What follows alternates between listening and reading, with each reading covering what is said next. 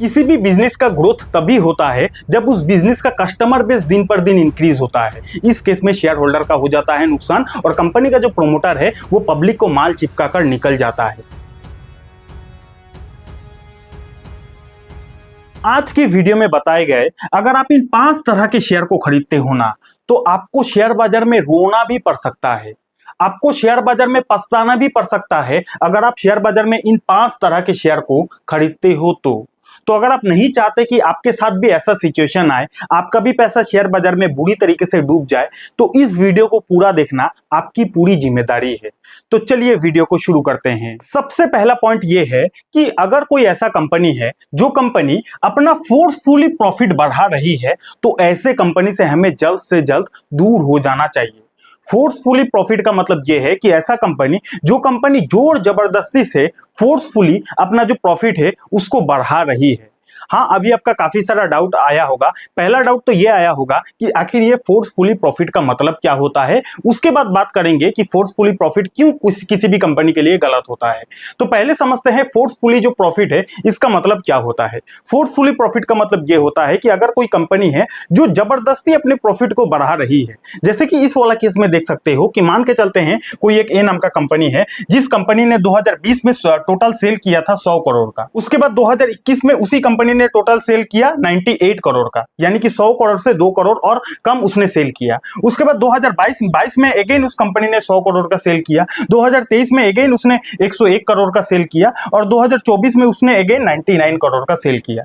अब इस केस में आप ठंडे दिमाग से देखो कि ये जो कंपनी है पिछले 5 सालों में इस कंपनी का जो सेल है उसके सेल में उतना ज्यादा ग्रोथ नहीं दिख रही है। कंपनी 2020 में जितना सेल कर रही थी, कंपनी 2024 में भी उतना ही मात्रा में सेल कर रही है। लेकिन उसी जगह इस कंपनी का अगर आप प्रॉफिट पे नजर डालोगे तो प्रॉफिट का कहानी कुछ अलग ही दिखेगा। प्रॉफिट अगर आप देखोगे तो ये कंपनी का प्रॉफिट हुआ था 2020 में 20 करोड़ का, यानी कि 100 करोड़ का सेल करने के बाद खर्चा वगैरह होता है ना, खर्चा वगैरह माइनस करने के बाद इस कंपनी ने 2020 में कमाया था 20 करोड़ रुपया। उसके बाद 2021 में कमाया 25 करोड़ रुपया, उसके बाद 22 में कमाया 30 करोड़ रुपया, 23 में कमाया 35 करोड़ रुपया और 24 आते आते कंपनी ने कमा लिया 40 करोड़ रुपया। अब ध्यान से समझिएगा, कंपनी का सेल में उतना ज्यादा ग्रोथ आपको नहीं देखने को मिला, लेकिन सेम इसी कंपनी का अगर आप प्रॉफिट देखोगे तो पिछले 5 सालों में कंसिस्टेंसी के साथ बढ़ा है। इसके पीछे क्या रीजन हो सकता है? इसके पीछे एक बहुत बड़ा रीजन हो सकता है, वो ये है कि कंपनी ने अपना जो प्रॉफिट है वो फोर्सफुली बढ़ाया है। फोर्सफुली बढ़ाने का मतलब यह है कि कंपनी ने हो सकता है अपना जो प्रोडक्ट है, हो सकता है अपना जो सर्विस है, उस सर्विस का दाम ही इंक्रीज कर दिया है, जिसके वजह से कंपनी का सेल में ग्रोथ ना आने की वजह से भी कंपनी का प्रॉफिट में ग्रोथ आया। और थोड़ा आसान भाषा में समझते हैं, मान के चलते हैं कि आपका एक समोसा का दुकान है और आपका जो समोसे का कस्टमर बेस है, टोटल आपका कस्टमर बेस 100 लोगों का है। ध्यान से समझना, मान के चलते हैं आपका एक समोसा का बिजनेस है और आपका टोटल 100 ग्राहक है। रोज आपके दुकान में 100 ग्राहक आता है और समोसा खरीदता है और एक समोसा का आपके दुकान का प्राइस है 5 रुपया। अब जबकि आपके दुकान में रोज 100 कस्टमर आता है और एक समोसा का प्राइस अगर 5 रुपया है, तो आप डेली कितना का सेल करते हो? 500 रुपया का सेल करते हो। इसी जगह आपने ये सोचा कि चलो यार, डेली मेरे दुकान में 100 कस्टमर आता है, मैं 100 कस्टमर से 5 रुपया का समोसा बेचता हूं, तो मैं डेली 500 रुपया कमाता हूं, मुझे और थोड़ा पैसा चाहिए। अब जबकि आपको और थोड़ा पैसा चाहिए तो आपने क्या किया, आपका जो समोसा का दाम है, यानी कि 5 रुपया में आप समोसा बेचते थे, आपने 5 का 7 रुपया समोसा का दाम कर दिया। अब जबकि आपने जो समोसा का दाम 7 रुपया कर दिया, अब क्या होगा इस केस में, आपका अगर नंबर ऑफ कस्टमर 100 ही रहता है, उसके बावजूद भी आपका जो नेट प्रॉफिट है, यानी कि आपका जो सेल है, वो 700 रुपया तक आ जाएगा। जबकि आपका कस्टमर बेस बढ़ा नहीं है, पहले भी 100 लोग कस्टमर था, आज के डेट में भी 100 लोग कस्टमर है, लेकिन जबकि आपने आपका जो प्रोडक्ट है उसका दाम बढ़ा दिया, जिसके वजह से पहले आप 500 रुपया का सेल करते थे, आज के डेट में आप 7 रुपया समोसा का भाव करने की वजह से आज के डेट में डेली आप 700 रुपया समोसा बेचते हो। तो इस केस में देखा जाए तो क्या आपने अपना समोसा का दुकान का ओरिजिनल ग्रोथ किया या फिर फोर्सफुली ग्रोथ किया? यहां पे आपने फोर्सफुली ग्रोथ किया, क्योंकि आपका जो नंबर ऑफ कस्टमर बेस है ये तो आपका नहीं बढ़ाना, अगर आपका समोसा अगर वाकई में बहुत टेस्टी बनता है, काफी अच्छा बनता है, तो आपका ग्रोथ कैसे होगा? ये 100 लोग जो कस्टमर है, 100 से 120 होगा, 130 होगा, 200 होगा, 400 होगा, वो आपका ओरिजिनल ग्रोथ माना जाएगा। लेकिन जबकि आपका customer base same to same है, लेकिन आपने ज्यादा पैसा कमाने के लिए आपका जो प्रोडक्ट है उसका दाम बढ़ा लिया है, जिसकी वजह से ये जो प्रॉफिट है, ये जो सेल है, ये आपने फोर्सफुली जनरेट किया, इसी को बोला जाता है फोर्सफुली प्रॉफिट। तो कुल मिलाकर बात यह है कि शेयर बाजार में ऐसी काफी सारी कंपनी होती है जो कंपनी का ग्रोथ, नंबर ऑफ कस्टमर बढ़ता नहीं है, लेकिन कंपनी अपने शेयर होल्डर को खुश करने के लिए कई बार क्या करती है कि फोर्सफुली प्रॉफिट को जनरेट कर लेती है, जिससे क्या होता है कि शेयर होल्डर को लगता है कि कंपनी का प्रॉफिट लगातार बढ़ रहा है। इस केस में शेयर होल्डर का हो जाता है नुकसान और कंपनी का जो प्रोमोटर है वो पब्लिक को माल चिपका कर निकल जाता है। तो ऐसे शेयर अगर आपके पोर्टफोलियो में है तो जरूर उसको अच्छे से स्टडी करना चाहिए। अब यहाँ पे आपका दूसरा सवाल ये आया होगा कि सर ये सारी चीजें कैसे पता लगता है?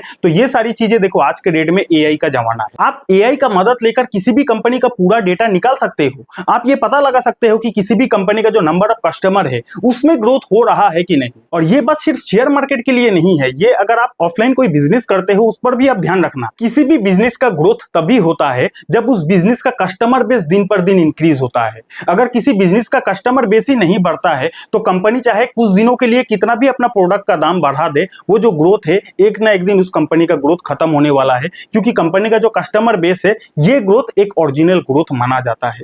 समझ गए बात? तो पहला पॉइंट ये है कि कंपनी का खाली सेल और प्रॉफिट बढ़ना जरूरी नहीं है, कंपनी का जो नंबर ऑफ कस्टमर है वो भी बढ़ते रहना चाहिए। पॉइंट नंबर 2 क्या है कि क्लाइंट वर्सेस रेवेन्यू। शेयर बाजार में कोई भी कंपनी के शेयर को खरीदने से पहले इस डिटेल को आपको जरूर चेक करना चाहिए।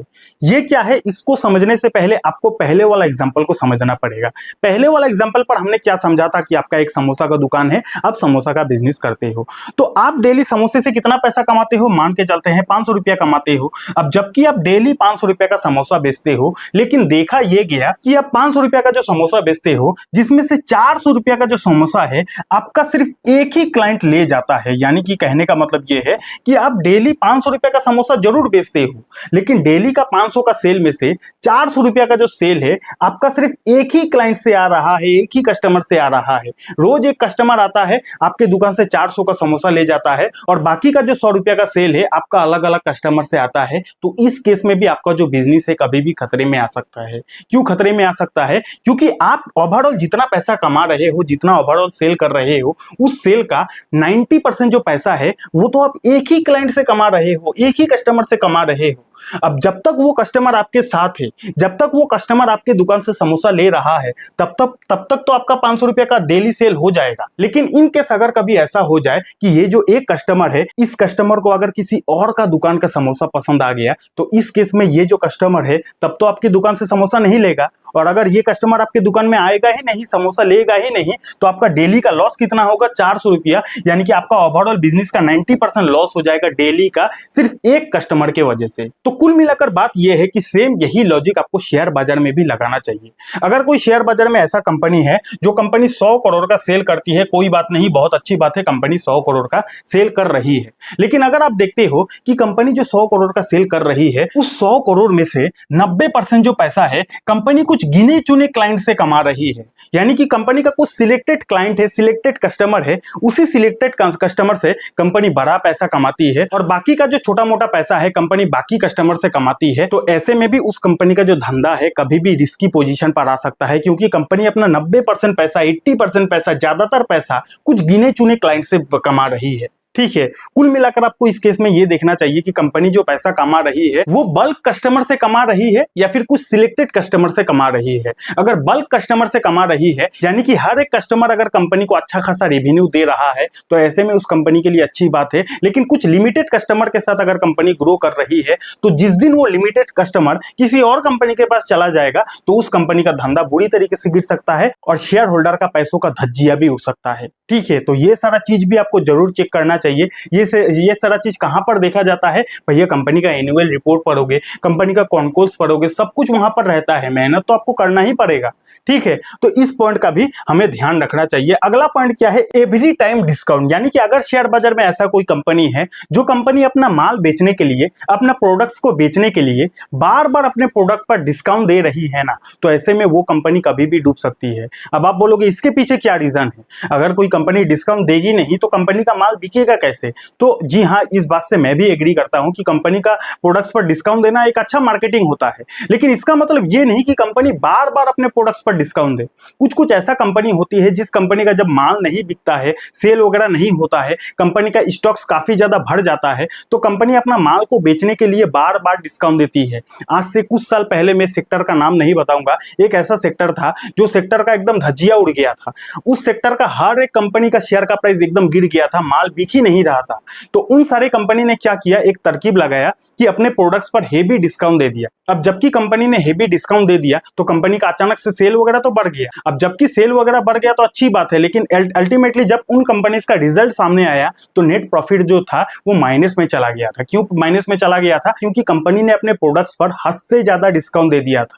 तो इस बात का याद रखिएगा, कोई भी कंपनी के शेयर को खरीदते हो तो वो कंपनी बार बार अगर अपने प्रोडक्ट्स पर डिस्काउंट दे रही है तो कहीं ना कहीं ये गलत इंडिकेशन है। अगर कंपनी का प्रोडक्ट या फिर सर्विस अच्छा रहेगा ना तो उसको बार बार डिस्काउंट देने का नौबत आएगा ही नहीं। पब्लिक खुद उस कंपनी के माल को खरीदेगा, सर्विस को खरीदेगा। बार बार डिस्काउंट कंपनी इसीलिए देती है क्योंकि कंपनी का माल बिक नहीं रहा है। अब अगर कोई कंपनी का माल बिक ही नहीं रहा है तो वैसे कंपनी का अगर आप शेयर होल्डर हो तो भैया संभल जाओ, ठीक है? तो इस बात का भी ध्यान रखिएगा, बार बार डिस्काउंट देना किसी भी कंपनी के लिए अच्छा इंडिकेशन नहीं होता है।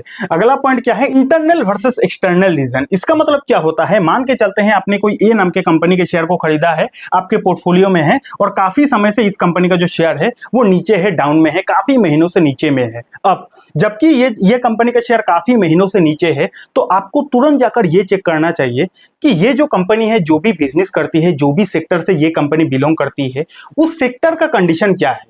मान के चलते हैं ये जो कंपनी है ये साबुन बेचती है, तो आपको ये देखना चाहिए कि मार्केट में और जो बी सी डी कंपनी है, जो कंपनी साबुन बेचती है, उन कंपनी का शेयर का भाव कैसा है। क्या उन कंपनी का भी शेयर गिरा है काफी महीनों से, या फिर वो जो सेक्टर है वो सेक्टर ऊपर जा रहा है, ये आपको देखना है।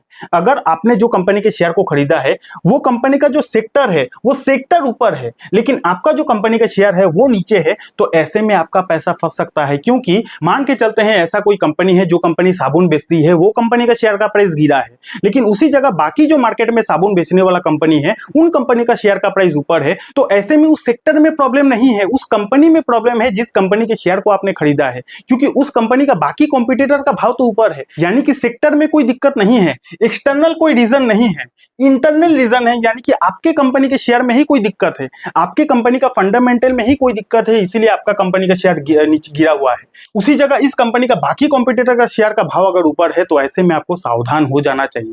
ठीक उसका उल्टा, अगर आपके कंपनी के शेयर का भाव भी गिरा हुआ है और ये कंपनी जिस सेक्टर से बिलोंग करती है ये सेक्टर भी काफी महीनों से गिरा हुआ है, तब आपको समझ जाना चाहिए कि मेरा जो कंपनी का शेयर का भाव गिरा है ये इंटरनल रीजन यानी कि कंपनी का गलती की वजह से नहीं बल्कि एक्सटर्नल रीजन से गिरा है। यानी कि बाजार का माहौल खराब है, सेक्टर में दिक्कत चल रहा है, पूरा का पूरा सेक्टर ही नीचे है, इसलिए मेरा कंपनी के शेयर का प्राइस गिरा हुआ है। तो इस बात का आप जरूर ध्यान रखिएगा। लास्ट पॉइंट क्या है, sector versus stock growth compare. यानी कि मान के चलते हैं आपने कोई कंपनी के शेयर को खरीदा है, उस कंपनी का जो बिजनेस है पिछले 10 सालों में 15% से ग्रो कर रही है, और वो जो कंपनी जिस सेक्टर से बिलोंग करती है, वो जो सेक्टर है, वो जो बिजनेस है, बाकी उसका जो कॉम्पिटिटर है वो 20% से ग्रो कर रही है। ध्यान से समझना, मान के चलते हैं आपने कोई कंपनी के शेयर को खरीदा है, वो कंपनी का धंधा 20% से ग्रो हो रहा है, लेकिन देखा गया कि वो जो बिजनेस है, ओवरऑल बिजनेस है पूरे मार्केट में, वो 20% से ग्रो हो रहा है, तो ऐसे में भी आपने गलत कंपनी को चुन लिया है। क्योंकि जबकि पूरा का पूरा सेक्टर ही 20% से ग्रो कर रहा है तो पर्टिकुलर कंपनी को और भी ज्यादा स्पीड से ग्रो करना चाहिए था, लेकिन इस केस में सेक्टर 20% से ग्रो किया है लेकिन कंपनी ने 15% से ग्रो किया है, तो कहीं ना कहीं यहाँ पे जो इस कंपनी का ग्रोथ है काफी ज्यादा स्लो है। तो इस कंडीशन में आपको उस सेक्टर का बाकी जो ग्रोथ वाला कंपनी है उनको स्टडी करना चाहिए, क्योंकि सेक्टर ही अगर 20% से ग्रो कर रही है